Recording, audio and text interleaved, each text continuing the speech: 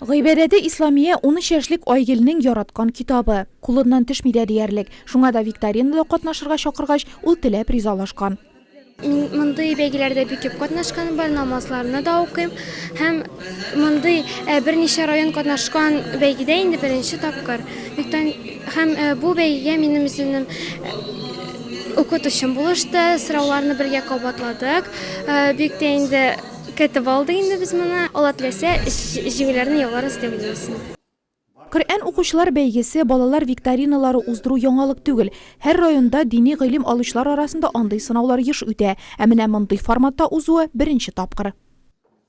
Бу инде Татарстаныбызда дини назаратыбызның инде рәсми карары белән, ягъни безнең Әлхамдулиллахи Раббил галәмин Ханафи мазһабын күтәрү, шундагы халык арасында бик популяр булган китап Гыйбадәте Исламияны өйрәнү, китабын өйрәнү максаты белән балаларыбызны өйрәтү максаты белән оештырылды.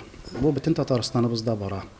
Районнарда үткәч инде һәрбер казый төбәк викториналары уза. Бу гамәлдән соң иншалла Казан шәһәрендә җиңүчеләребез һәрбер төбәктән, казыяттан барып, балаларыбыз катнашып, инде шул бәйгедә катнашачаклар. Чистай, Әлки, Аксубай һәр район бәйгедә катнашу өчен 6 шәкертне алып килгән. Балаларга яшь чикләүләре юк, тик белемсез дә булмый. Алар инде үз районнарында җиңүче балалар, ягъни иң гыйлемле, иң акыллы балалар кирелде монда. Һәр бер районнан 6 кеше, 6 бала.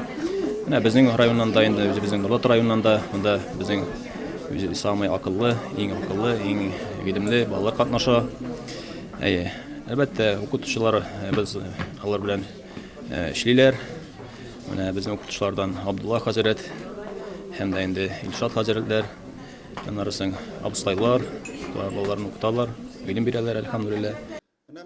Нәрсә ул ваҗиб? Пәйгамбәрбез саллаллаһу алейхи ва сәллям Мәдинәдә ничә ел пәйгамбәр булган, нинди гамәл намазны боза, 45 викторина соравы язылган, ручкасы куелган папкалар таратылгач, катнашучылар эшкә кереште. Куелган вакыт ярты сәгать. Кайберәүләргә биремнәрне үтәргә 5-10 минутта җитте. Барысына да җавап бирдем. Берсенә калдырмадым. Китаптан укысаң таныш инде. Теге китапны әгәр укымаган булсаң авыррак була. Җаваплар язылган кәгазьләр җыеп алынгач, жюри әгъзалары эшкә кереште. Ә балаларның борчулары артты. Ни дисәң дә, дөресме, юкмы икәнен килгән районнар имам-хатибларыннан тыш мөфти урынбасары үзе тикшерәчәк. Ахмад Хади Максудиның иң мәшһүр китабы Гыйбадәт Исламия. Ул китапны да анда өйрәнәләр. Башка мөселман халыклары да бу китапны яхшы беләләр. Бу китап һәр мөселманның, татар мөселманның истәл китабы булырга тиеш.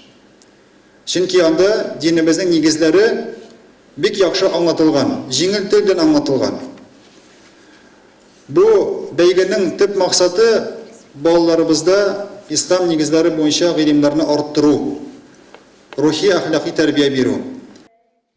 Беренче, икенче, өченче урыннар алучылар билгеләнгән арада шарага килүчеләр презентацияләр карап, мөнәҗәтләр тыңлап ял итте. Рус географик җәмгыяте вәкиленең чыгышы балаларда аеруча кызыксыну уятты.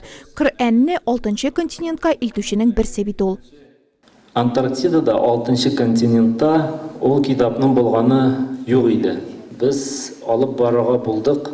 Коръән белән Таурат китабында иудейлар да бар безнең отрядыбызда, һәм инде христианнар иконын алырга булдылар. Шул яктан инде безнең республикабызны да үзебезне дә толерантность икәнен күрсәттек. Менә күпме Татарстанда халык торып, бер-берсе белән тату торганын, бер-берсен хөрмәт иткәнен күрсәттек шуның аркылы инде. Без Белинсгаузен станциясына бардык. Анда ул станциядә бүләк иттереп, Коръәнне калдырдык, азан әйттем, намаз укыдым. Беренче иттереп килгән Коръән Антарктидага Казаннан алып килгән кешеләр белән. Менә миңа насыйп булды, әлхәмдүлилләh.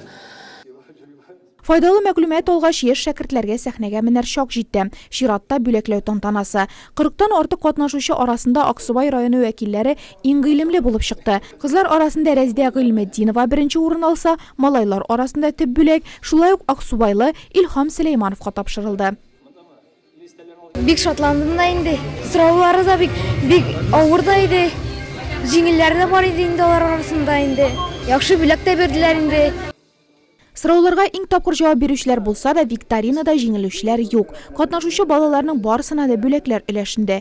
Кафеда шулай ук алар өчен төшке аш әзерләнгән иде. Зона чарасы Шикәрчеләр микрорайоны мәчетендә өйлә намазы укып тәмамланды.